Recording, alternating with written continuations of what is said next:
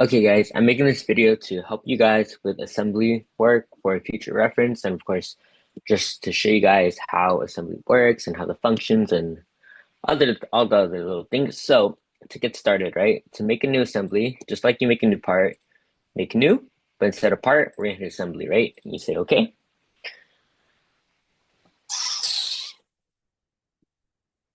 Okay, so really quick, let's just go over the assignment. Oh my gosh. All right, cancel real quick. Where did my thing go? Okay, so for this lab assignment, you guys are making this vault, right? So we have to make our assembly view look like one or the other, up to you. But these are all the parts we have to make, right? We have to make the back plate, make the center axle, make the lever, the throw bolt, and then the handle. So once you make all five of those parts, that's when you can put together your assembly and put it all together, right? So we're making this. So let's get started. So as you guys saw, when you first make an assembly, it's always gonna give you a pop-up for you to choose what parts that you want to put in, right? But because it was loading to my thing, I canceled out of it. But you can always just go to browse and select what you want to um,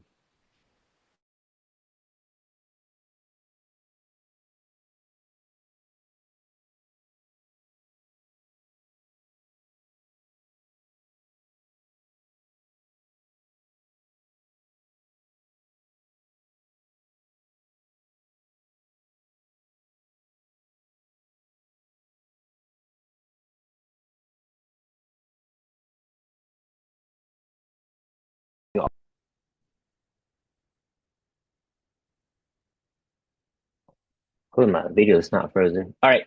But anyways, so first item, right? Backplate, put it down. And remember, so the first part that you guys put down in assembly, it's always going to be fixed, right? It's a fixed part.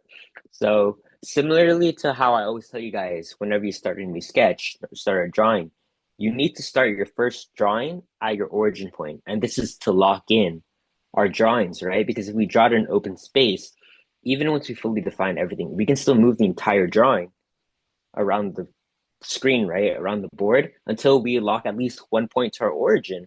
Then instead of moving around everywhere, now it's fully fixed and defined. So similarly in assemblies, you have to lock at least one thing. And in our case, it's always the first part you put in, right?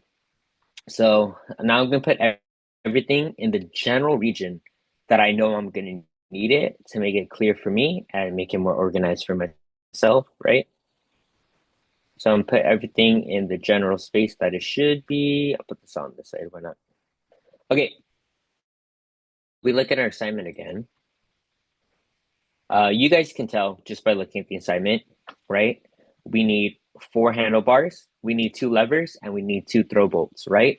But also, if you look at your assembly, this table right here, it is called your bill of materials. What a bill of materials is, it's a list of your parts that go into the assembly and the amount that you need, right? So, for example, backplate, it is called item number 1, and we can locate that on our drawing as 1. The quantity is only 1. Center axle, number 2. We find the number 2, center axle, quantity only 1. Lever, number 3. Number 3, you see it's pointed at this piece, and quantity of 2 for 2 of those, right? Throw bolt, 4. Quantity of 2. And handle, 5. Quantity of 4, right? 1, 2, 3, 4. So, bill of materials tells you how many parts you need, and you guys can either tell by looking at it or follow the bill of materials exactly. So we need to make several more of the parts, right? So when we bring it in, we can go to assembly, insert component, browse for our part again. And I know that, whoops, right? And then we can just go browsing for our part again. So let's say another lever vault, right? Open. And I can place that one on this side. So when you guys do assemblies, you only ever have to draw the part once because you can bring that part multiple times into assembly, right? So I only made 1 lever vault, but that same part file, I can bring it in twice into my assembly drawing. Excuse me. So you don't have to draw that twice or make 2 separate parts. So like I just did, I went to insert components, went to go look for my part, went browse and put it back into the drawing, right? I could do that to duplicate it. Or instead, what I can do, I can hold Control, click what I want, and drag it. And now it duplicates it for me, right? So that's what I'm gonna do with the handles too, because I need 4 of them, right? 1, 2, 3, and 4. Cool. Now I have 4 handles. Perfect. So now I have all my parts. Now we can start assembling. So to start an assembly, you're just gonna go to Mate, right? Start using Mate. So in assembly, similarly to how relations work, that's what mates and assembly is all built around. You need to put relations to everything you do, right? So this is the list of that we have. We have coincident, parallel, perpendicular, tangent, concentric. You have your distancing mate and your angle mate, right? I think for this assignment, the only one we're gonna use, or the only two we're using, is coincident and concentric. So this one's not that bad, pretty easy. So looking at the assignment, it doesn't tell you what is supposed to go with what and nothing specific. So we're just gonna go over, look at this overall drawing. And again, I think it's pretty intuitive, right? You kind of know where everything goes just based off that drawing. So let's work on that. So first thing I want to do, let's locate our center axle piece with the back plate, right? So the first thing I want to do, I know that the back plate of this face and the back face of my center axle are supposed to touch, right? So those are the two faces we're going to select. So 1, 2. And now I know I want them to touch on the same plane. So that is a coincident relation. Because remember, coincident is when two things touch, right?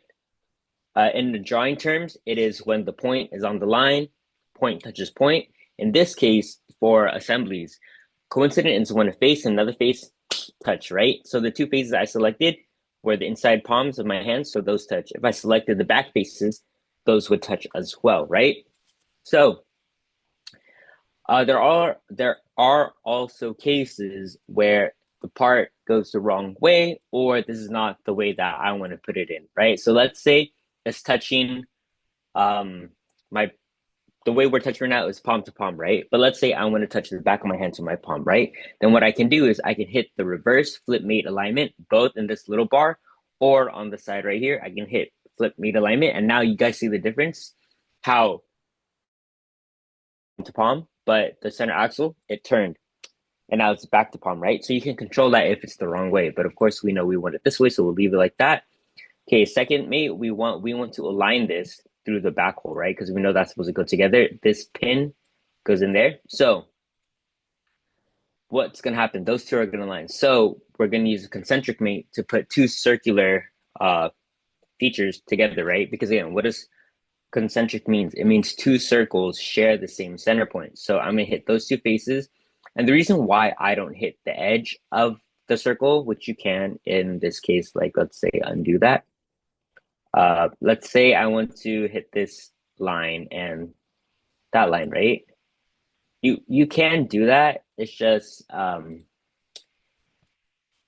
lines and edges are a smaller area for you to click, click, click. So I usually just like to do the faces. It's more intuitive in my opinion, where you know, okay, this cylindrical face and that cylindrical face should be concentric versus just lines. Because again, we are in a 3D space now. So we do kind of want to start thinking about this stuff in 3D.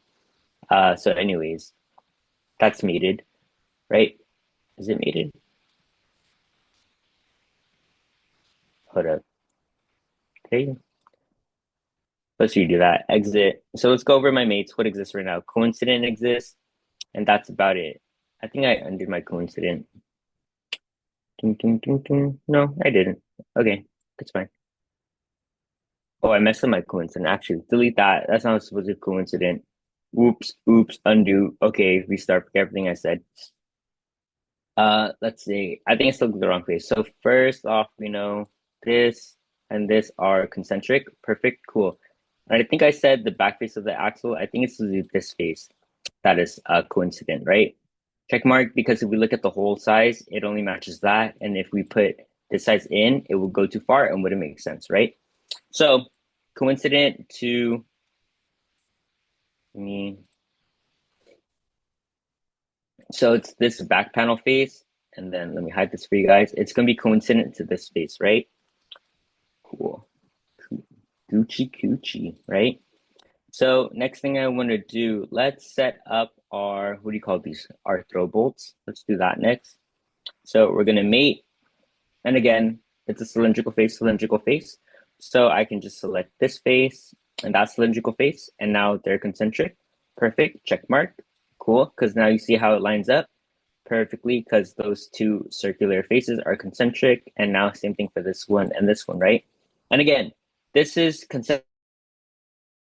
Our throw bolt nub thingy is on the wrong side. I want to flip it, so I can just hit the flip mate alignment, and now it will be concentric still, but through the other direction, right? So check mark, yay, that's good. All right, so next thing we want to do, we want to set up this lever vault, right? So again, cylindrical face and the cylindrical face, concentric, perfect, slay. And now I want what? I want this face and this face to touch, right? So I'll hit those two, make them coincident, check mark, cool, perfect. And now the next thing I know this needs to attach to my, what do you call it? Throw bolt. So this face, that face, concentric. And you guys saw how even though this nub of the throw bolt wasn't facing the right direction to be aligned, parallelly aligned with our lever vault hole, right?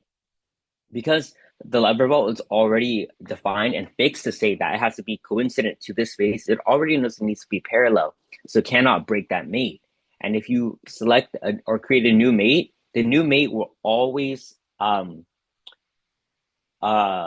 like alternate, fix itself to keep the previous mate true, right? So if I say I chopped off my leg, right?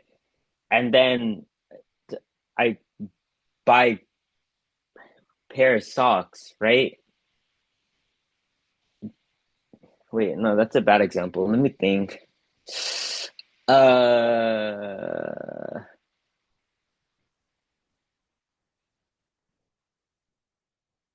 oh, let's say like you want an apple, but then I cut all the skin off the apple already, and then I give you the apple to eat.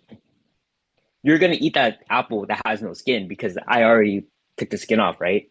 Kind of like that. It's like you have to follow what's true. Forget the leg thing. Weird.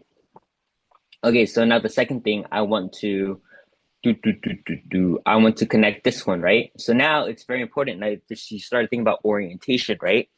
So which of these two circles or cylindrical holes should I select to be coincident with this nub, right? Dun, dun, dun, dun, dun. Okay, anyways, time's up. The answer is this one, right? Because if I were to select this circle hole and bring it over, bring it over, right? It's gonna line up the same way as this one is lining up. But we know that this arc is supposed to go around. So when I mate, it's very important. You click the right one, mate. So this one plus this one, check mark, cool. And then I know that this is supposed to be lined up, check mark. See how it turns accordingly. Cool, cool, cool. And now the last thing I want, oops. Ah, my thing's all janked up. Okay. Turn, turn. Okay, let's fix it. So sometimes you can use relations, right? For orientation. So see what I just did there?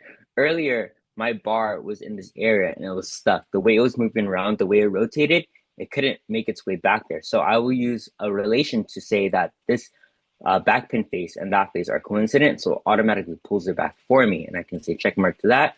And I know this face and that face are supposed to be coincident. So let's do that. Good, check mark, slay, very nice, right?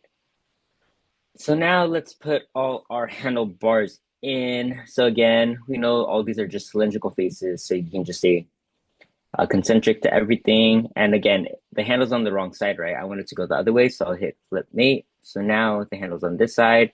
That's perfect. And we're going to select the inside face, and then this face to be coincident.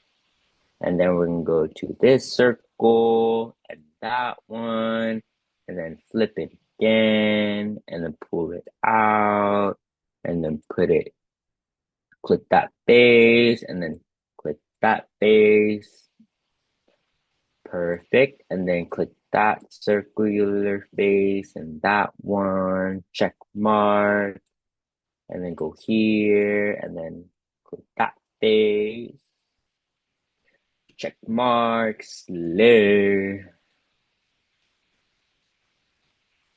And the last one.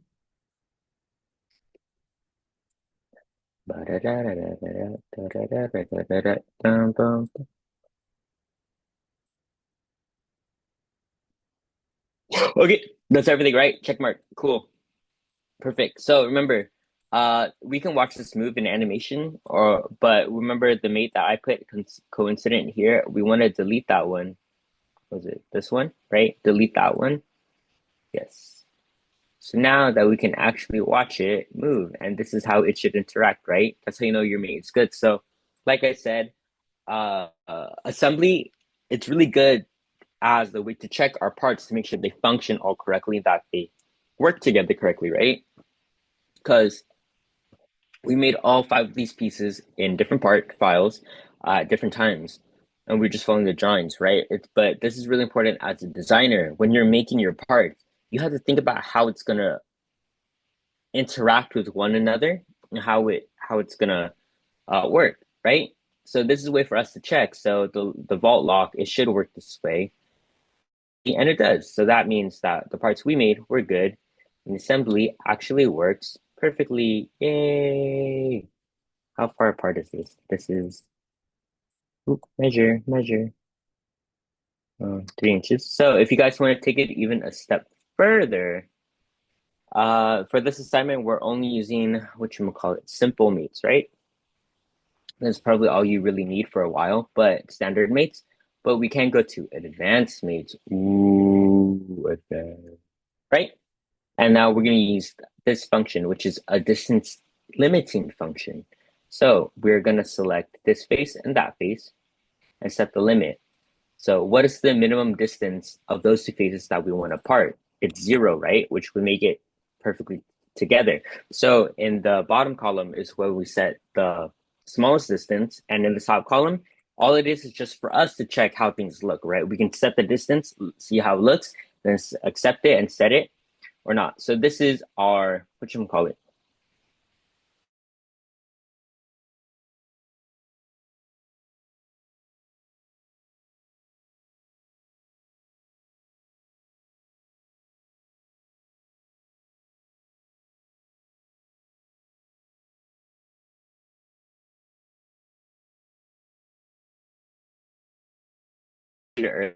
needed to 3 inches as well.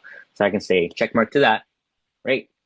Check mark, check mark, check mark. And now you see that the way that this functions now, there's a limit to how far this bar can move, right? We define that. So now we can actually replicate this even better in real use, than when it's fully closed and when it's locked, right? Open, lock, open, lock. Perfect. So now, what's the next thing to do?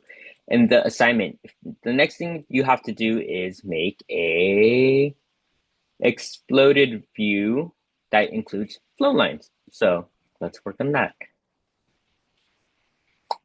So exploded view, in this top bar right here, we're gonna go exploded view, yes. So all exploded view means and what you're supposed to do, right? You just move all your parts out, separate them, so you can see every individual part you put in this file, and we can see how they're supposed to go together, or the path that goes to the neutral space, which is this one, right? So when you explode, you have the option. You can hit every part that you want to move, right? You can click on all these. And then this arrow, the pull arrow, all you're going to do is pull that, right? And it goes a certain distance, right? Just like that. But let's say you don't want to pull all of those and you only want to pull one at a time. You can do that too, right? So I'm going to clear selection, all of those.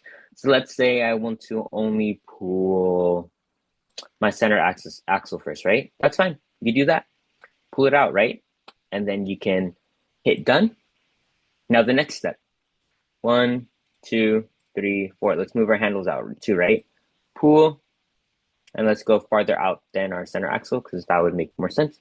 and hit done. Now you notice that I'm hitting done. I'm not hitting green check mark, right? Because green check mark means you are done with your whole explosion, with the whole assembly. Versus when you hit done, you're saying I'm done with this step, right? Because as you can see here, it says exploded steps. Every time I say done, I'm done with that step, right? Check mark. Move it here. Done. Done with that step. I have step 1, step 2, step 3, right? And then I'll do a step 4. Done. Step 5. Done, right? And now that I moved everything, now I can hit check mark. Because now it takes me out of that assembly and I cannot edit that assembly again. If I want to do another exploded view, I will have to restart. I cannot edit that one anymore, right? So it's very important and clear that you make sure you do all your steps first and don't hit check mark. Check mark is a big no-no for exploded view, right? So now we pull them all apart. That's what it's supposed to look like, right? And now I can, if you want to close it, you can right click your assembly and hit collapse. And now, boop, all together again, right? If I want to explode it out, right hand click, explode, right? And then there's also animate collapse where we can watch it collapse. Juke, juke, juke, juke. And you guys notice these are the steps that we did to explode it, right? So now let's start backwards. Let's go animate the explode, right? Step 1 was I moved our center axle. Step 2 is the handles. Step 3 was the levers. Step 4 was the deadbolts, right? Just like that. Perfect. Okay. So now that it's exploded, what is the last thing you need? You need your flow lines, right? You need to show that. So what you're going to do in your feature tree, blah, blah, blah, you're going to go to your third tab, the config manager. Config manager, you're going to hit the down arrow on your default, and now you're going to see your exploded view. Right hand click that, go to smart explode lines. Now you see all these lines. These are your flow lines that you want, right? And hit check mark. Done.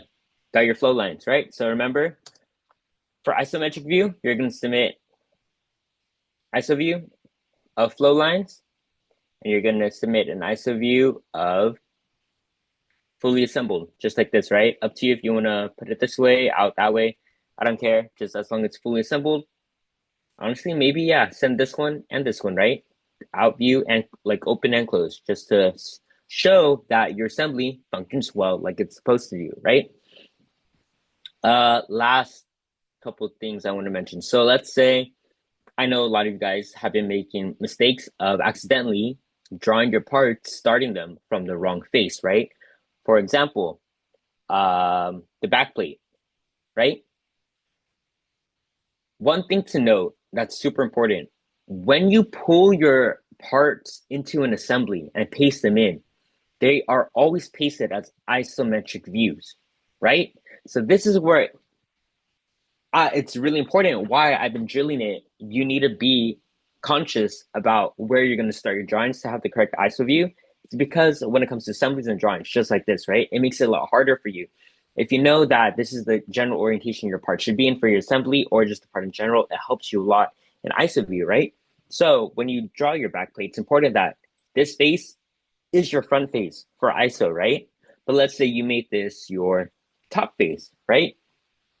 When you're placing your part, you can fix the orientation. So let's say browse and let's go insert my back plate, right? So before I click anywhere and it's still moving around, I haven't touched anything, right? Hands up, I'm gonna right hand click and now I can rotate it any way I want to get the correct orientation I need, right? So let's say, for example, let's play around with it and flip like this, right? Let's say you did draw on your top plane for your back plate, right? And this is what your ISO view looks like, which is the wrong orientation, right? We need it to look like the one on the right.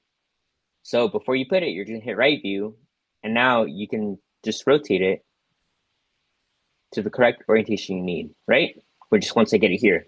Perfect, cool. But let's say also you put a part, let's not do backplate anymore. Let's insert the center axle, right? So again, let's say instead of, let's say your ISO view looks something like this, right? and then you clicked it too fast. Too fast, right? You don't have to delete it. One thing you can do that I do sometimes, I use mates to help orientate or fix the orientation of the parts if I drew it wrong or I pasted it wrong, right? I'm moving too fast. So let's say I know that this face and this face should have been parallel, right? We can do that. We can make it coincident and flip it, or call it to be parallel and flip it, right? One or the other, and hit check mark. So now I fixed the orientation of it, right? But it's important that maybe if I only use that mate to fix the orientation, it's very important that I go back and delete it, right? So that that mate doesn't get in the way of my other ones. Did I put it in a folder? Delete it. Yeah, delete it. I don't want to put you in a folder. Yeah, delete. Get out of here. Get out of here, right? So things to keep in mind is the isolation. That's what it should look like. And then really quick for this one, don't forget to change the material of your parts, right? So number one, backplate, steel. We're gonna do 304 steel. Center axle, steel again, 304 steel, right? Lever, just for color change, let's make it copper, right? Throw bolt, 304 steel. And handle, I think we're doing PVC. Let's double check. Handle. Nope, ceramic porcelain, right? So for your handle, we're gonna do ceramic porcelain for that material, right? Make sure you change the material for all your parts, right? And last thing, because why not? Mass properties, 350.03. Don't break my heart. Anyways, hope this helped. I'm gonna post the other assembly video too, so bye.